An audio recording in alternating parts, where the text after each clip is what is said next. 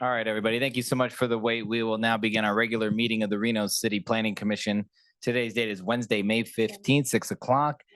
Commissioner Becerra, please lead the way in the Pledge of Allegiance. Flag of the United States of America. One nation, under God, indivisible, with liberty and justice for all.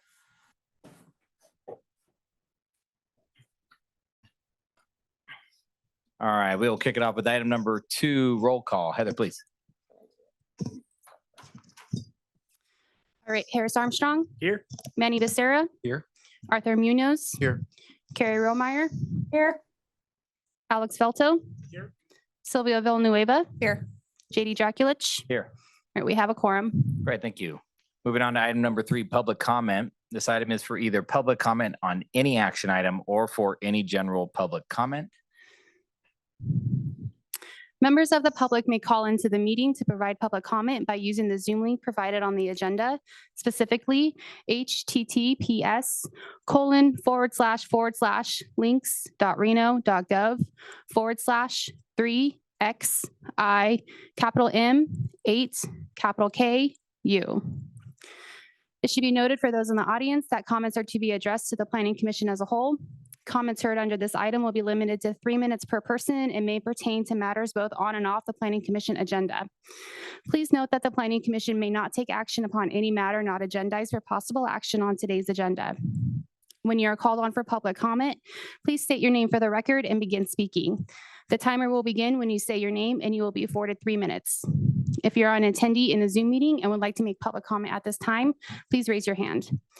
Lastly, while in this room, please be respectful. Warnings will be issued by the presiding officer if there's disruptive behavior, and you will be asked to leave chambers if the behavior continues.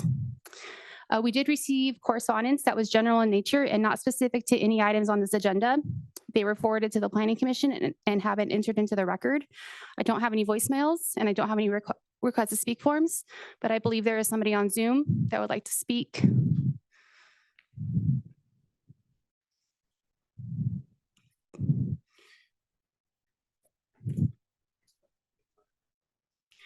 Julia, if you would like to make public comment at this time, can you raise your hand and let us know? Yeah. Can you? Okay. All right, go ahead and unmute. You have 3 minutes once you say your name. Okay, my name is Julia Bledsoe, and I'd like to address the council. Sorry, can you hang on 1 second?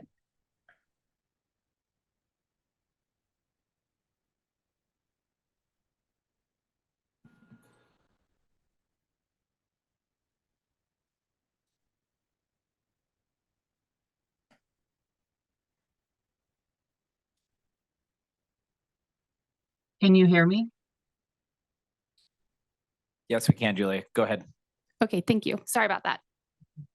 I'm sitting here with my husband, and I'm going to ask him to help me with this. But essentially, we would like to notify the council of an ongoing disturbance of the peace, essentially noise complaint from the dean at 1475 North Virginia Street. We are residents of Ward 1, west of Virginia Street. And since the weather has gotten nice, it's predictable on a nice afternoon, somewhere starting around 2 o'clock in the afternoon, a pool party starts on the deck with very loud music, bass that is so disturbing. Some days it actually shakes the windows. We can go into our basement and not get away from the noise of the bass and the parties. And we have contacted the dean. I went down there today because the noise got really, really loud. I'm sorry, Julie. I would like to read it to send to the dean. And this is the letter. I'll do it as quick as I can. Dear management of the Dean Reno, my wife and I are longtime residents of the neighborhood immediately west of the Dean Reno apartment building. In recent weeks, we have suffered repeated noises emanating through the pool deck on the west side of the Dean. Large groups of loud party participants have gathered there on 3 occasions, playing amplified music and or yelling loudly. Tuesday, March 19th, 2024, the party noise continued until after 10 p.m. The first of these events was on March 8th, The petition dated 3/8 was written during that noise event. Other neighborhood residents were contacted that evening. It was also available for this petition. Notice added their signatures to the petition, asking that the steps be taken to prevent such events in the future. The photocopy of the petition is enclosed.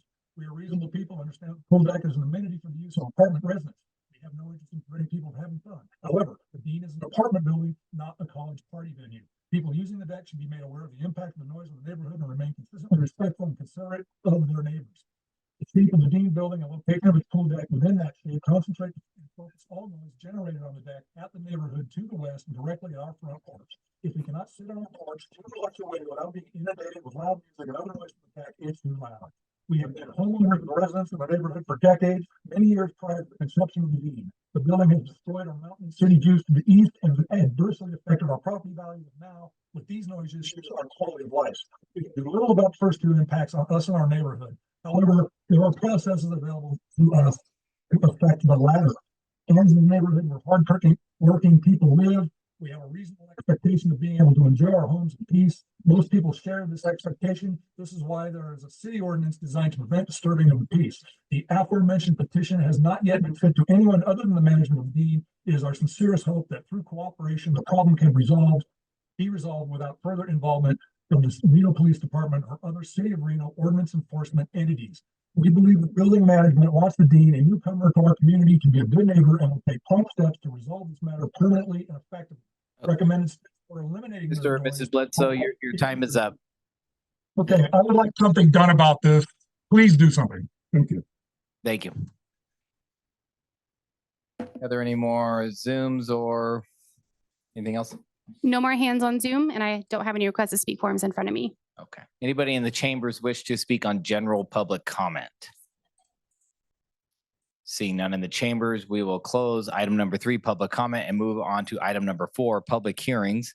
Any person who has chosen to provide his or her public comment when a public hearing is heard will need to so indicate on the request to speak form provided to the secretary. Alternatively, you may provide your comment when item number 3, public comment, is heard at the beginning of this meeting. We'll now open up to item 4.1, case number LDC 24-0015, NV Energy Utility Corridor. I'm under the understanding that that is item is being pulled, but if we have anybody who wishes to speak on this item, we want to give you the opportunity to do so. Heather, do we have any requests to speak forms, voicemails, or anybody on Zoom wishing to speak on item 4.1? I don't have any voicemails, but we did receive correspondence for this item. This was forwarded to the Planning Commission and has been entered into the record. I also don't have any requests to speak forms. Okay, great. And that item is likely going to be moved to June 6th at the next Planning Commission meeting. All right, we'll close item 4.1 and move to item 4.2. Case number LDC 24-00049, Northern Nevada Public Health Behavioral and TB Clinic. It looks like we'll get a presentation from Zap. How's it going?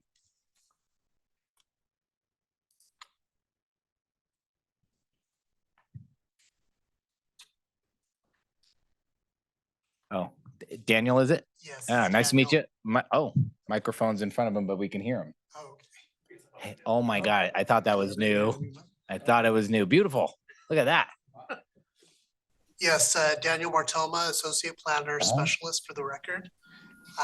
So before you is an application request for a conditional use permit to allow the operation and expansion of a healthcare facility providing acute and overnight care.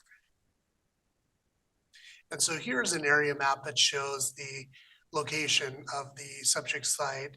It's at the southeast corner of Sutro and East 9th Street. And it's the former location of the West Hills Behavioral Hospital. Essentially, the project request involves 2 components. The reopening of the existing building on site for the behavioral hospital. And the second component is the construction of a new building adjacent to the existing one for a TB clinic. The subject site is zoned public facilities and has a master plan land use designation of public, quasi-public. So some key issues identified by staff with this project request were compatibility with surrounding land uses, as well as building and site design. And here's a table that summarizes the surrounding uses.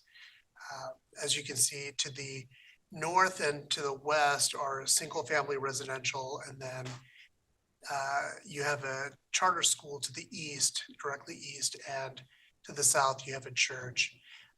It's important to note that with the single-family residential, you have Sutro Street dividing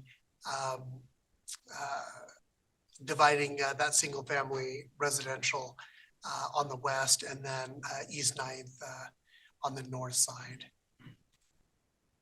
And so regarding the behavioral hospital component, as referenced earlier, the hospital will utilize the existing building, which is approximately 47,000 square feet. There are some anticipated interior modifications, and ultimately the hospital will have the same operational capacity and impact as the former hospital. And the hours of operation are anticipated to be 24 hours per day, 7 days per week. With regards to the TB clinic component, as mentioned, there will be a new building adjacent to the existing building, and that building is estimated to be about 7,500 square feet. The hours of operation for the clinic are estimated to be 8 to 5 Monday through Friday, and estimated to see approximately 3 to 4 patients per day. So there were several factors considered when analyzing the site design for the project. Site access was one of them. Primary access is going to be provided by the existing driveway connection off of East 9th Street. And then gated access will be provided for only service and emergency vehicles, and that's off of the driveway connection along Sutro Street. And staff felt that that was a necessary condition of a recommended condition of approval because that driveway connection along Sutro Street does not currently meet access management standards, City of Reno access management standards. And so staff felt that that was a necessary recommended condition of approval. Other factors considered with site design are parking, traffic, and site circulation, public services, and master plan conformance. And this table essentially summarizes staff's findings and analysis. And so ultimately, staff felt that any potential issues were mitigated by project design and code compliance and recommended conditions of approval. And we offer this recommended motion. And of course, I'm available for any questions that you have. Thank you, Daniel. Now take a presentation from the applicant's representative.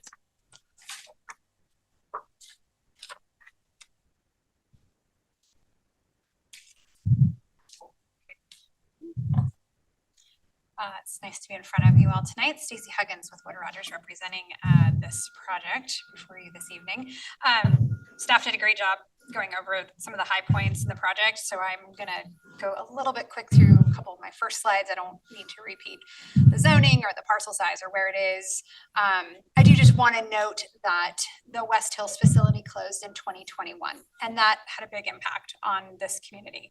There's currently not a mental health facility privately or publicly that can facilitate or serve the community without this use. So bringing it back within this building is a great opportunity. And we think this is a perfect spot for reopening this and also expanding the TB clinic at this facility. As Daniel mentioned, the existing building will be used for the new reopening the mental health care facility. It does use the same footprint of the building. The West Hills Treatment Facility had 95 beds. The new facility will also offer 95 beds.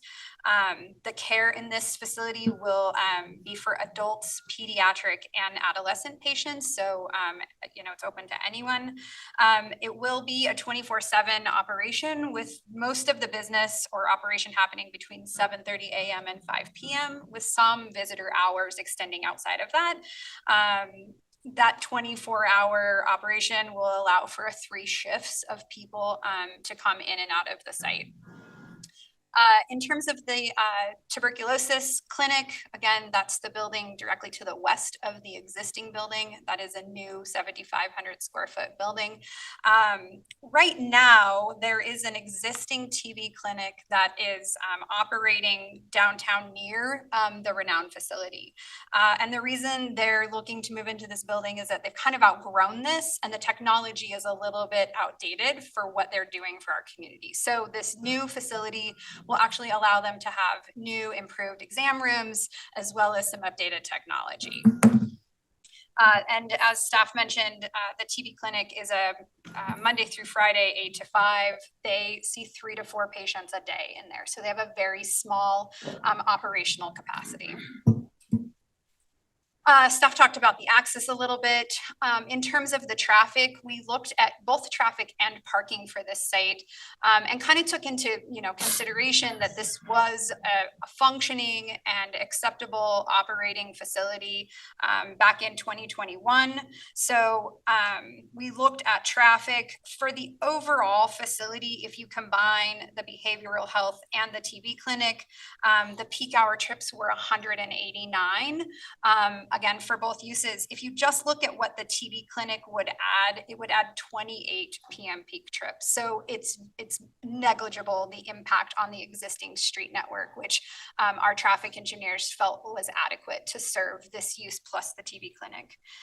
In terms of the parking, the site had 110 parking spaces on it previously. It operated, functioned for the behavioral facility in that capacity. We were required to provide 88 parking spaces to serve both of the uses as designed, and even with the new building, the project can provide 96 parking spaces on site plus 11 spaces that are already existing on 9th Street or Sutro Street. This facility will also occasionally serve as a training facility for the UNR medical program. And so there could be times when there's more traffic or more people that need to park here. In those cases, if there's not enough parking on this site, because this is a Washoe County facility and because it's adjacent to the Washoe County complex, kitty corner this, Washoe County will have available parking across the street. So I just wanted to mention a couple of those things. Also want to just point out that there are 2 existing bus stops that will be able to serve this site. So there is an existing bus stop. There's a blue box up near the corner of Sutro and East. That's one of the bus stops. And then there's a second bus stop on 9th Street that will serve as a second stop. It's also an ADA accessible bus stop. So that is where we anticipate if you're coming and you need accessible access into the facility, that will be the bus route and the bus stop that will serve the site. We're also proposing a new sign with this project. It matches in style and size what you would see in any other Washoe County facility. There's an example there of it. It's 6 feet tall, which is the allowable height in this zoning district. And it'll be located right there at the main entrance on East 9th Street. And then I just wanted to provide you some examples of the building architecture. So there's really very minimal changes happening to the existing building. We're gonna add some paint and maybe some materials on the exterior or on the exterior of the building. And then you can see there on that top view, again, this would be the view facing 9th Street, the dividing point for the new TB clinic that will be slightly different, but more current building in terms of the design and the building materials. The TB clinic will match the existing building in terms of height. It's a single-story building, approximately 22 feet in height, and any mechanical equipment on the roof will be screened so that it's not visible. So I just wanted to show you, again, the top is the north view that's facing 9th Street. The image below that is the west view. So those are your two predominantly visual architectural sides. And then this is just a view of the south side of the building, and then the view of the east side of the building. So that summarizes our project. Again, staff did a great job, I think, going over why we're doing this. And like I said before, we're excited to be able to bring, a mental health facility back into the community. Our whole team is here. If you have any questions about either one of the uses, we're happy to answer them. Thank you, Stacy. Appreciate it. All right, we'll go to the commissioners for disclosures. Commissioners Villanueva, please start. Oh, It's me. Familiar with the site? Commissioner Manners, familiar with the site, and I briefly exchanged text messages with the applicant's representative. Commissioner Armstrong, I'm familiar with the site. Commissioner Becerra, familiar with the site and read material. Commissioner Velto, familiar with the site, read and reviewed materials. My wife works for the public health district in the county as well. I'm not sure if that creates a conflict for me. Okay, I see a head shake no, so I'm good to go. Thank you. Commissioner Rohrmeyer. Hi, same disclosures as Commissioner Munoz. Commissioner Draculich, familiar with the site and a brief exchange with the applicant's representative. All right, we will now open it up to public comment. I don't see any requests to speak forms over here, but Heather, do we have any voicemails, Zoom? Did not receive any requests to speak forms, voicemails, or correspondence for this item. We'll double check the Zoom in just a second. Okay, I'll wait for you. Anybody in the chambers wish to speak on this item? All right, seeing none. Wait for Heather to confirm, no Zoom.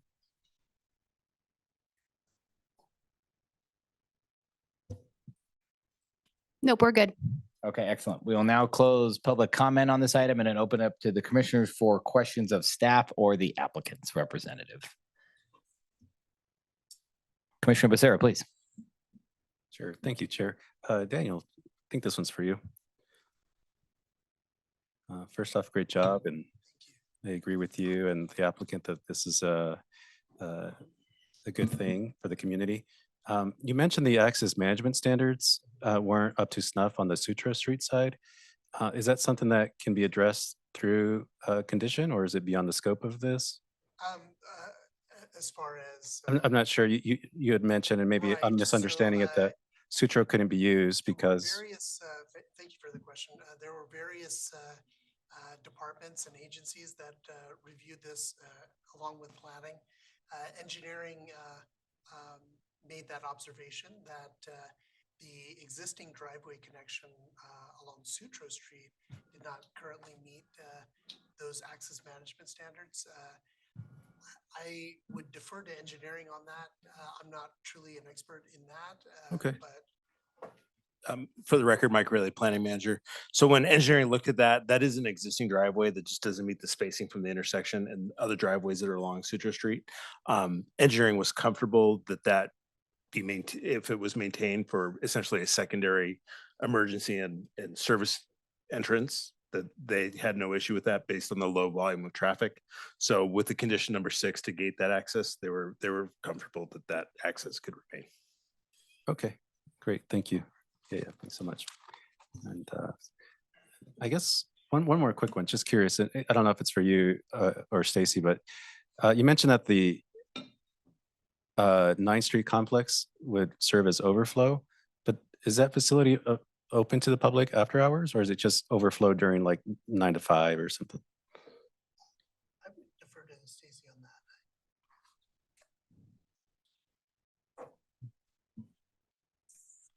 For the record, my understanding from county staff is that there will be parking available there on the weekends if they need it. They could open it if they knew there was a training happening at the facility so that there was available parking within that complex parking lot.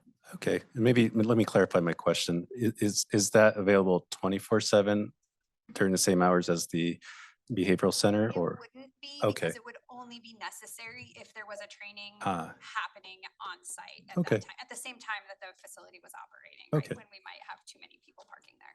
Got it. Thank you so much. That's all I have.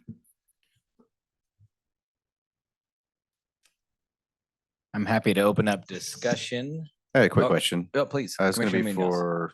for this staff. What is the screening or what is the separation from the school to the behavioral health center? So the separation is effectively that fence. So it's,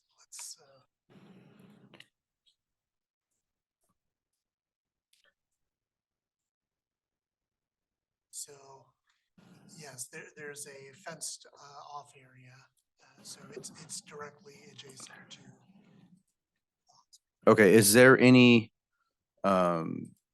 visibility concerns from the school looking into the hospital or looking into the facility? Or is there any type of screening in between the two properties? Do you know? Well, there is landscaping along that area too. So I don't think there was any visibility concerns from that point. Daniel, if you could pull up the landscape plan, and Commissioner Munoz, if you look at the way the school is oriented, the school is set back from the property line. It's essentially their parking lot. Mhm. So between that and there's actually some existing mature landscaping along the property line. So staff does not anticipate any. Okay, there's privacy no impacts. concerns with that. Okay, thank you. Commissioner Rohrmeyer. No questions or disclosure or no discussion. All right. And I'll kick off discussion. I'm just really excited to see this open back up again. I've been on the board of the Eddy House for about 7 years, and I can tell you how much we need this for our youth. So thank you all if you're here in support of this for getting things back going again and filling a massive need in our community. I do have a question. Oh, sorry. Oh, okay. I'm sorry. Please. No, I just on Commissioner Munoz brought up a good point. Was notice given to the school that is next door, and did they have any issues? No. Okay. Good. Commissioner Velto. Absolutely in agreement, and I'm prepared to make a motion if you'll entertain it. Please do. In the matter of case number LDC 24-00049, based upon compliance to the applicable findings, I move to approve the conditional use permit subject to the conditions listed in the staff report, and I can make all the findings. All right, we have a motion. Second, Commissioner Becerra. Motion and a second. All in favor? Aye. Aye. Hi. Any opposed? Seeing none, motion passes unanimously. Good luck to you out there. Thank you all. Thank you. Closing item 4.2, we'll move to item 5. Item 5, Truckee Meadows Regional Planning Liaison Report. Commissioner Armstrong. Nothing to report since the last meeting, but we do have our next Regional Planning Commission next week, Thursday at 6 p.m. Excellent. Item 6, staff announcements. Only one announcement this evening, and that is the Centerra Quilisi Fire Station amendment that you heard at your last meeting will be heard by the City Council next week on the 22nd. That's the only announcement for this evening. Great. Closing item 6, moving to item 7, Commissioner suggestions for future agenda items. Seeing none, we'll close item 7, move to item 8, public comment. This item is for either public comment on any action item or for any general public comment. I see no requests to speak forms, any voicemails or Zoom. Heather?